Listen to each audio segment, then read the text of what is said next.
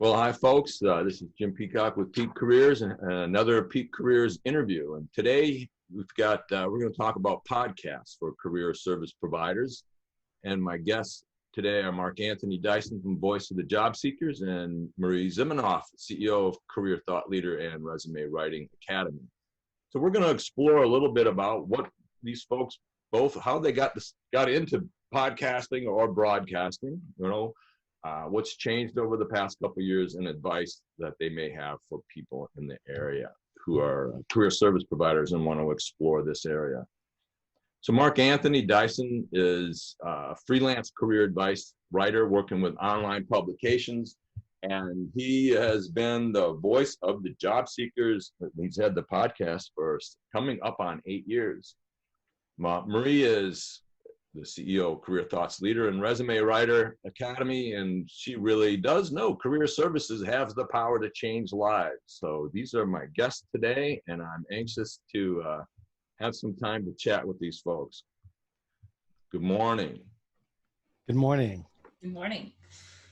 So Mark, 8 years is coming up. That's amazing. You've been doing podcasting. So why did you decide to get into podcasting? What was it? What were you thinking? Well, it's funny. I think when I first heard of podcasting back in 2006, I think that's when I first came across it with my little iPod. I think it was like the second generation, particularly at that time. And I came across some podcasts, and eventually I ran into Career Cloud Radio and some of the other ones that started early on. And I said, this really is a great way to deliver career help and job search help for folks in a different way. Most people were doing it in writing, which I didn't mind. I'm a writer. That's something that I love doing. But it was a way to deliver it in such a way that people can engage it differently, and also engage it the way they want to. People were, at the time they would go to the gym, they would go about their morning drive and listen to podcasts. And that's how people were doing it. I was doing that myself. First thing in the morning, get up and walk, go to the gym. By that time I finished, I listened to 2 or 3 different podcasts. And so that's how I got into it. It was something that came along naturally because back in the day, I worked at WUSF in Tampa, Florida, which was a top 20 NPR market, where I was a news reporter for a year as a student. And that's a whole nother story. But other than that, it came to the day where I might as well use those skills and experiences. So that's how I got into it. Yeah, I mean, people were writing, like you said, people were blogging and they were writing. You could go to journals and stuff, or you could go to conferences. But here you have people who have different learning styles, but you also just have a way to reach people in a different way, which is, and a lot of people really, right, at one time. So Marie, talk about a little bit, you don't technically do podcasting, but you've got radio, and go ahead and talk about how did you get into this sort of broadcasting? Yeah, no, maybe a little bit less experienced when I first got into it than Mark. So I was doing a lot of presentations, and at the time was doing presentations for Jim, the group we're both a part of, the National Career Development Association and the National Resume Writers Association. And we were just talking about that it was about 6 years ago now that Voice America Radio reached out to me and asked if I wanted to do a show. And I had never really considered it, but at the time I was kind of burned out on writing. I was a resume writer. I was writing resumes all the time, especially at the beginning of my business. That's how I kind of got started. And I thought, well, I'm not writing as many articles or blogs or whatever as I'd like to, because I'm writing resumes and kind of burned out by writing at the time of the end of the day. So I said, sure, I'd be happy to try this radio show thing out and see how it goes. And it's funny, my mom said, how do you talk for 45 minutes straight? I thought, well, let's just, you know, we're pretty used to talking, right? We're doing presentations, and it came pretty naturally. And then I started to get some guests, and I thought, well, this is fun. I get to meet some people. Actually, Mark had me on his podcast, and I've had him on my show. So it's a good way to connect with other colleagues and other people that we wouldn't necessarily get to learn from, and learn from them for free, which is just kind of amazing. Yeah. Yeah. So talk to me a little bit about your show. And then also, I think you mentioned in an email to me about the use of Facebook Live as sort of a way to podcast. Yes. So the Career Confidant is the show on Voice America Radio, and it's every Monday at 4 p.m. Mountain, 6 p.m. Eastern.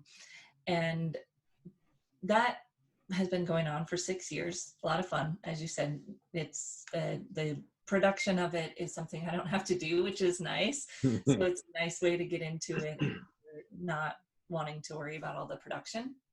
And then as things have started to evolve with social media, I started to learn the power of video. And I don't really love video. I don't think anybody really loves being on video, right? That's probably why we started in audio and radio. But when I read, there's just some statistics that you can't ignore, can't argue with, around how much more people remember when they watch it on video. So Tanya Smith teaches about how to use video. She teaches coaches how to use video. And she had done a few sessions for career thought leaders. And I thought, okay, I got to walk the walk, you know, I got to get out there and start doing this. And so we started doing Facebook Live at the beginning of this year. So I'm going on 14 or so straight weeks of doing Facebook Live every Tuesday. So today, Tuesday, we're recording this on Tuesday, but at every Tuesday at 4 p.m. Eastern, I've gone live on Facebook. And same thing, I've gotten some guests, use a software that allows guests to stream with me, similar to what we're doing here. And it's a lot of fun. You can pull up your screen. So I've shown resume examples and kind of walked people through them, and just letting people engage in that way. And of course, it always records. It's always there on the Career Thought Leaders Facebook page and YouTube page, both YouTube and Facebook at the same time, so that people can go back and watch it later. Yeah, I mean, Facebook Live, I do one a month. Pretty much that's kind of what I've been doing. And you know, it is interesting. If I haven't expanded beyond the sort of the one-dimensional, right now you only have me talking, other people can chat in. So I'll have to explore, maybe I'll pick your brain a little bit on what you're doing to get more of a two-way thing going on. But so I'd like to talk a little bit about what do you folks see as what's changed in the past few years in this sort of field. Marie, why don't we'll start with you on that. What's your perception of change? Sure. Yeah. So we do a digital branding class through Career Thought Leaders, and every time we teach it, we do research, you know, what's new, what's going on. And podcasts have been creeping up in terms of listeners for a while. It's always, I think, hard to, when you're going to strike out something, you say, oh, everybody's already doing that. But if you get into podcasting now, you're still technically kind of an early adopter, even though the growth in listeners is really great and projected to be really good in the near future. So more people are listening. So even though more people are doing it, it's still not a bad time to get into it. I think you're seeing a little bit more sophistication. You're seeing a lot of people do a podcast that also has a video element. So our colleague Valerie Sokolowski, she does one called Do It Right, that's interviewing leaders, and it's a podcast, but it's also on YouTube. Obviously you do yours with the video. So that's one of the evolutions that I've seen, is that people are incorporating video, or even just having a picture with the podcast going over it, so that people have some visual and they can put it on YouTube. So that video element definitely coming in. And then people are using snippets, so you can just snip that podcast and put a snip out on LinkedIn as a video with a picture. So a lot of different ways people are repurposing it. Mark, what's your thoughts, and what have you seen changing over the almost 8 years you've been doing this? Wow.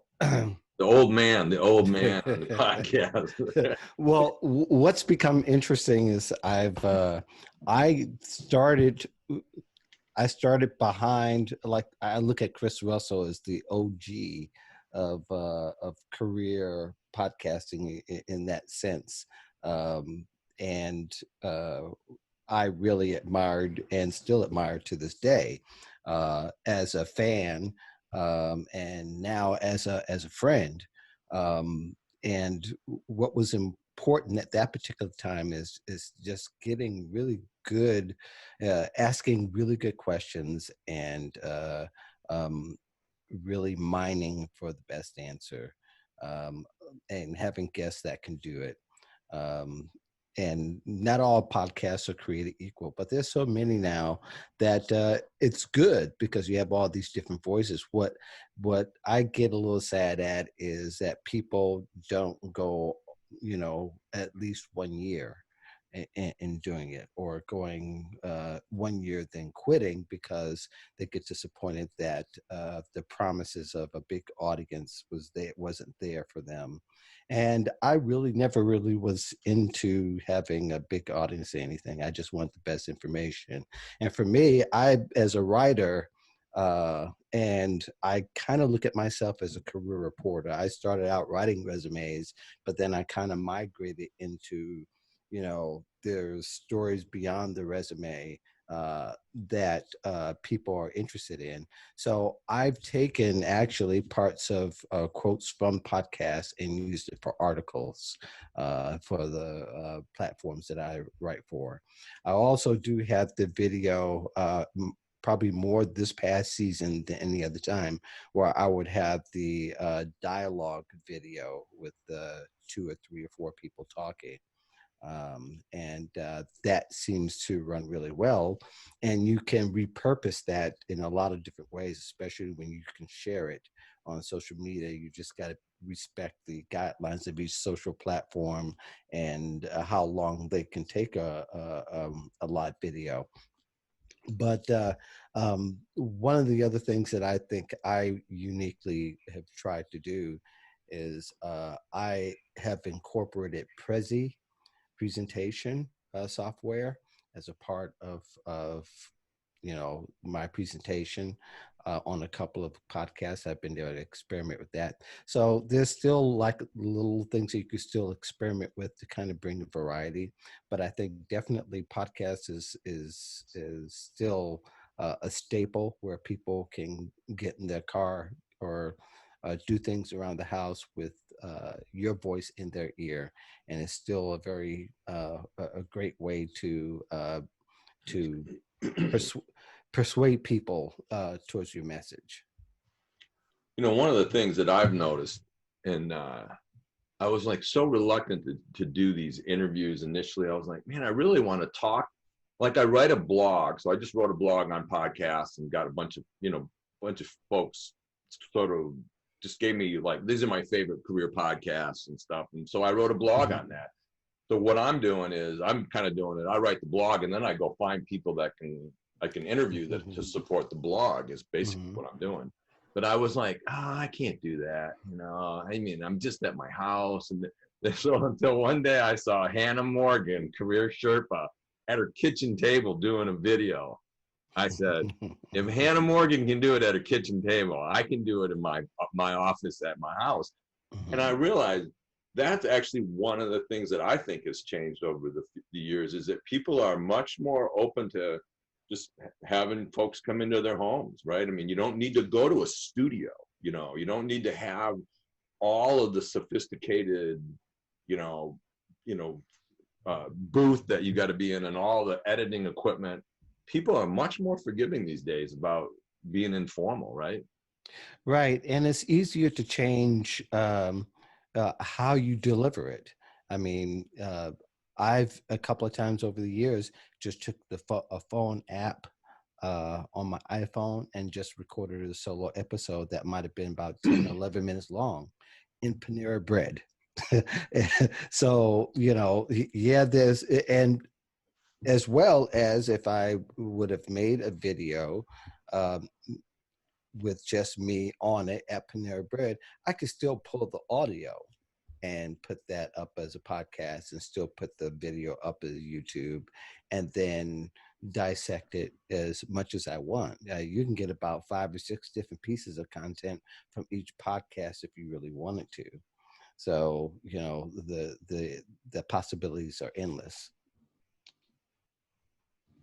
Yeah, it's, you know, and I just think the fact that people want good information. So I mean, if you're in this to build a, you know, get 1 million followers, that's not going to fly. You got to have good information. You got to have quality. You got to have a purpose for, you know, what you're trying to do.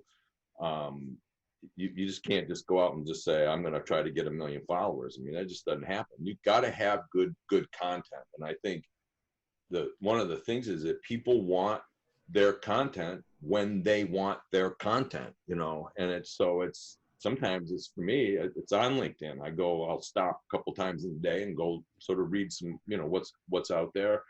But there's times like you, Mark, I go for a walk in the morning, you know, there's times I just want to just listen to something, and while I'm walking, just as a change. So I think it plays to lots of different kinds of learners, and it plays to people's ability to grab this content when they want it, right? Right. And I think you've talked about the followers a couple of times, and that's a big barrier for some people. You know, oh, I went live and there's only 10 people there. I went live and there are only 2 people there.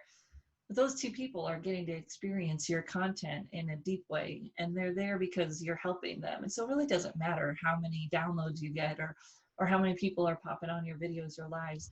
It's about the information and the value that you're giving to whoever listens to it. And then, as you're saying, Mark, it's a springboard for you to create other content so that that same piece of content can get a lot more people to help. It can help a lot more people. So some of that's just a mindset shift for us, that it's not about being famous. If you're in it to be famous, you know, good luck. Maybe you'll be one of the 1%, but it's that heart of service and that heart of who you want to help and what do you want to share and how you're going to get your message out in your voice. And if it's your voice, then it doesn't matter how many other people are podcasting, because none of them are gonna be like you. Yeah, you got to be authentic. You know, that's one thing that you got to be yourself. You got to know, you know, what your kind of mission is and what you're hoping to accomplish. Yeah. So this sort of segues into my last question, is like, what advice do you have to give to people who might be thinking about stepping out and pushing out some of the career content? I mean, most of my audience are career coaches, career service providers. That's the majority of my audience. And I'm sure those are the kind of people that we might be interested in. How do I expand this? How do I get this message out? So advice for people who are thinking about it. Mark, we'll start with you. Career professionals who are thinking about it should be in it to provide value, first of all, and probably even most of all. Everything else will come into play if you know, if you're looking to do it to kind of make yourself more attractive towards your brand, to your services. If you're giving value, that really all what people will matter. If you give enough value and you give enough value on scale, then perhaps people will have you in mind. And that's really the minimum expectation, and to a great degree the maximum expectation, because there's very few that will have an audience where it is, you know, substantial to monetize and to get written up in papers and blah blah blah. So really, it's all about value, and there could be a lot more career podcasts.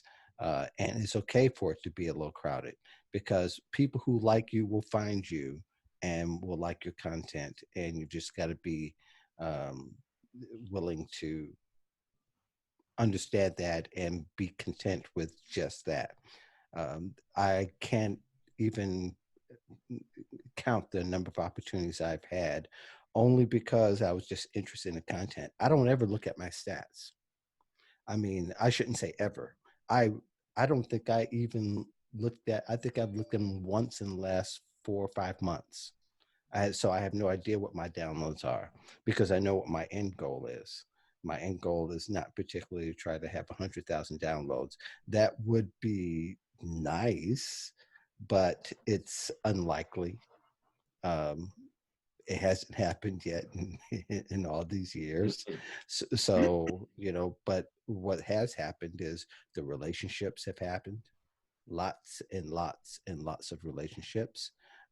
And I've also have honed my skills as a career professional in hearing different perspectives, um, and have had great guests that have been some of everywhere that I've been able to learn from.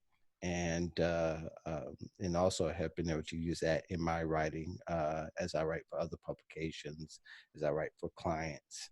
Um, you know, that really has been the power structure of it all. Yeah. Well, I mean, good content, if it's not good content, they won't come back, right? And Right. so you've got so many great shows that help the common person on the street go, oh wow, I never even thought about doing it that Thanks. way, right? Yeah. I mean, and I think it's awesome. So Marie, what advice do you have for people if they want to dabble in this area? Yeah, so you can start as a guest. I'm sure Mark would be happy to have you on his show. I'd be happy to have you on my show. Send me an email, marie@careerthoughtleaders.com. You can come on the Career Confidant Radio. You could come on my live. It's just as easy as joining a Zoom. And sometimes that helps people just break their toe in the water, see how easy it can be, and it doesn't have to be that scary. The other thing I would say is to find a theme, and you don't have to have it right away, but Mark, I remember that was kind of your theme from the beginning, was connecting that, everyday job seeker.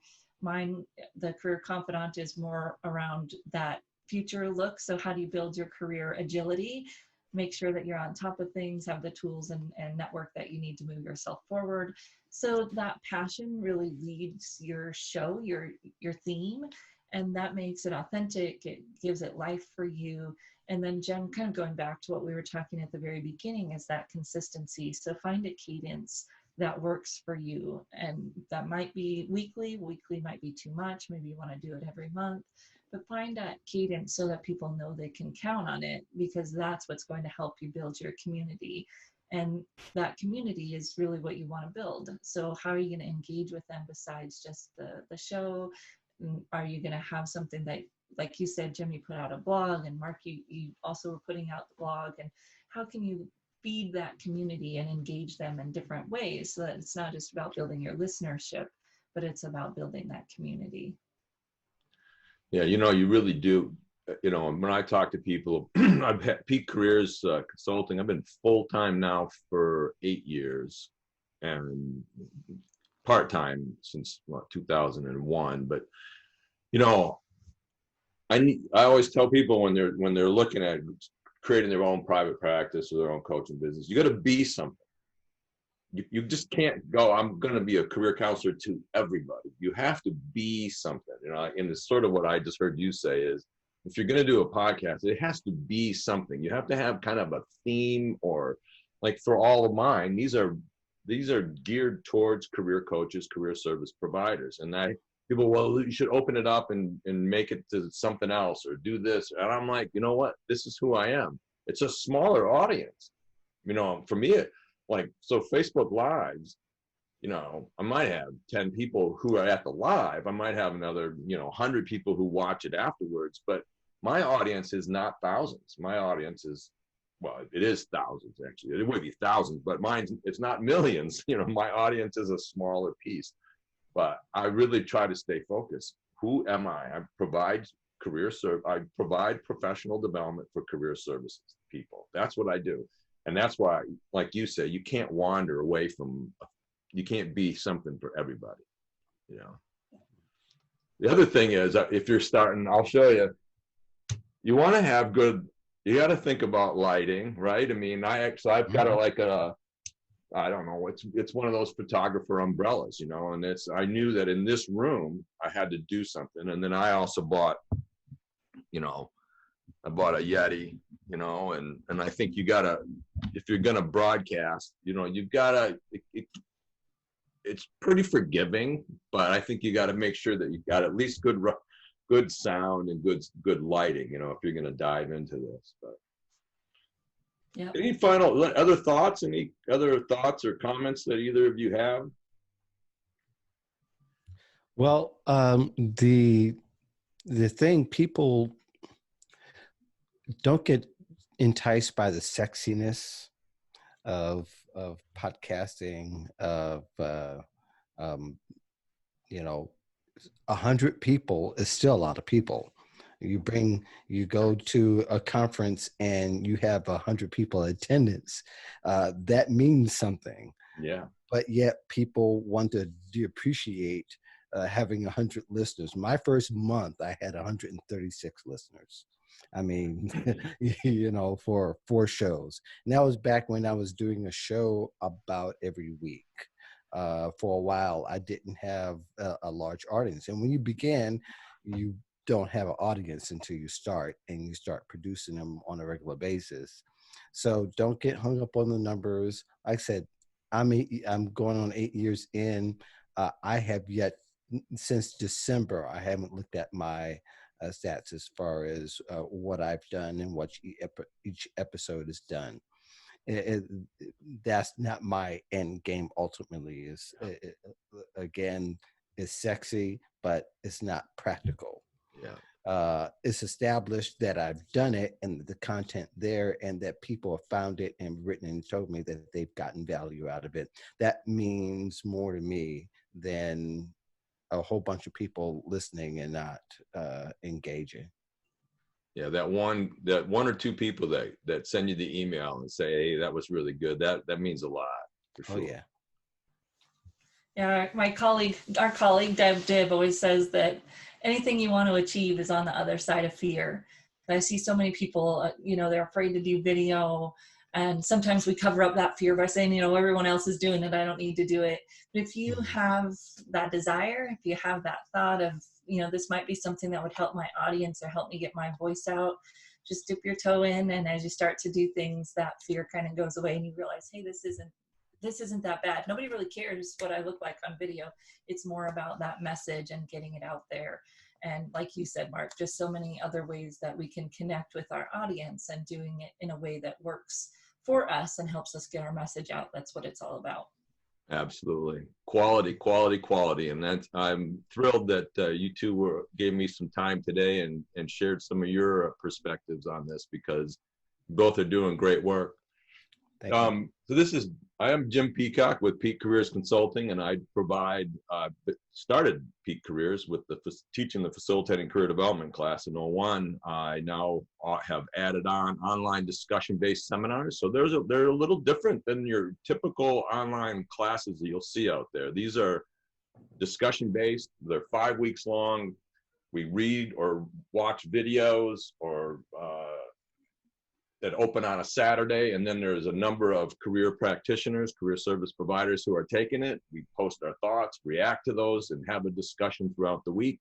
Each week is new readings on a wide variety of different topics. I also provide face-to-face workshops. I do individual career coaching, and last year wrote a field guide for career practitioners. So if you are a career practitioner, you might want to sign up for my top 10 tips for working with an undecided person and get on my weekly career emails.